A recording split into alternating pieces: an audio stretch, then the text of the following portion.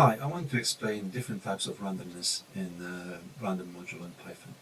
So regular uniform is taking 0 to 200. So this is 0, this is 200.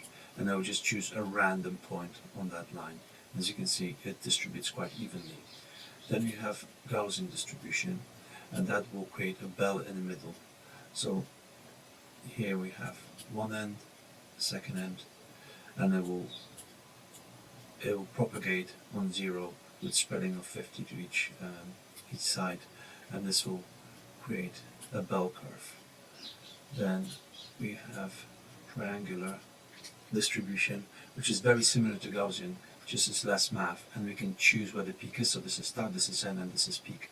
So this one will peak here, so more to the left than to the middle, but we can obviously change it wherever we want.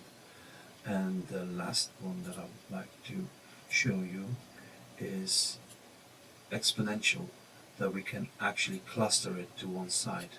So most of the things will be here on the left, and then there will be some to the right, but we have to cap it because this will go to infinity.